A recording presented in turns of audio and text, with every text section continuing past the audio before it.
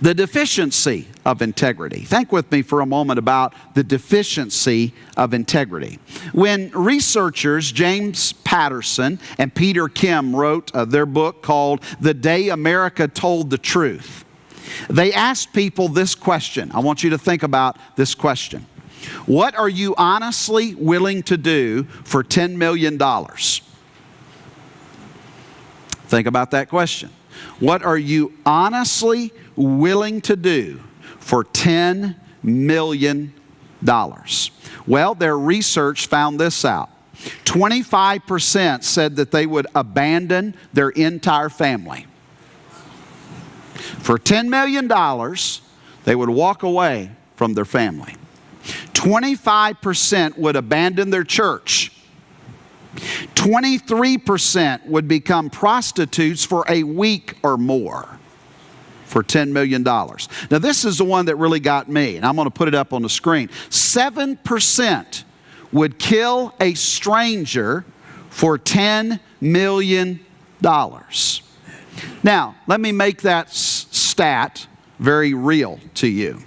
What that stat means that we have up on the screen right now is that in a crowd of 100 people, there are 7 people that would kill you for the right price. That's the way I interpret that stat.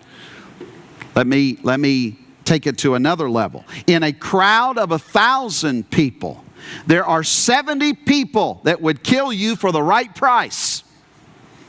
In a county of 300,000 people, there are 21,000 people that would kill you for the right price. In a large metropolitan city of 1 million people, there are about 70,000 people that would kill you for the right price. I'm giving you these stats so that you will realize there is a large segment of Americans who do not value integrity. They will do anything for money because they are deficient when it comes to integrity. They're willing to do things that a normal person is not willing to do for $10 million. There is a deficiency of integrity in our culture and in our society today. If you're out there doing business and living life and just doing what normal people do day in and day out, it doesn't take you long to realize, you know what? If you have integrity, you're not like the other people around you. Some people are willing to do anything to win. Some people are willing to do anything to have more money. Some people are willing to do anything to get that promotion. Some people are willing to compromise their integrity and their character to get what they think will make them a success in life.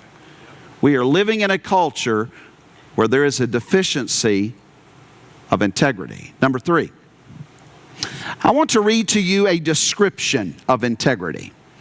A description of integrity. I want you to go in your Bibles to Psalm 15. I haven't had you turn anywhere yet, so let's go to Psalm 15. In Psalm 15, David gives us a description of a person with integrity. You see, integrity is not something you just sit around and talk about, but rather it is something that you flesh out in real life. In other words, you have integrity, and if you have integrity, it will reveal itself in practical ways in your life. So, David proceeds to give us 10 characteristics of a person with integrity. Literally, I could preach a whole message on this. I'm not going to do that, but notice, if you will, what those 10 characteristics are. Number 1, and worketh righteousness. In other words, a person with integrity will do what is right. Notice there that it says, and speaketh the truth in his heart.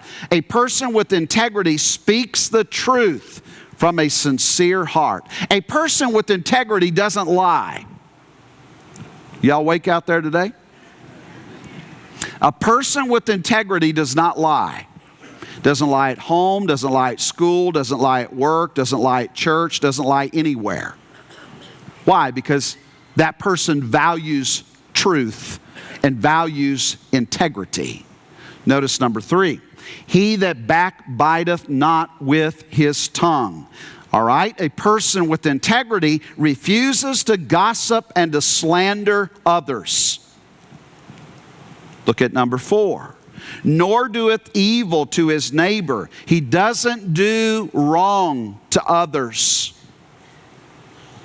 Notice again, verse 3, nor taketh up a reproach against his neighbor. He doesn't speak evil of others.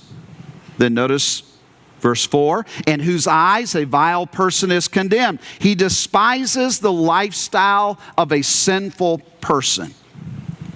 But he honoreth them that fear the Lord. He honors those who follow the Lord. A person with integrity is always lifting up and honoring those who are doing what is right, those who believe that it's more important to please God than to please man. Then it goes on, he that sweareth to his own hurt and changeth not. He keeps his promises even when it hurts. Have you ever made a promise and then later on thought, I sure wish I had not made that promise? I've made several of those to my kids. But what does a person with integrity do? Even if it hurts, even if it costs you, you keep your promise. Right? Because it's important to be a man or a woman of your word. Then he goes on here, he that putteth not out his money to usury. He lends money without charging interest. His goal is not to take advantage of another person. A person with integrity is wanting to help others. And then notice, if you will, he goes on, he says, nor taketh reward against the innocent. He doesn't take bribes to speak evil about an innocent person. What I'm trying to show you here in Psalm 15 is this, is that this whole concept of integrity is not something for the classroom, it's something for real life. These are practical ways that we can demonstrate that we are men and women of character and integrity.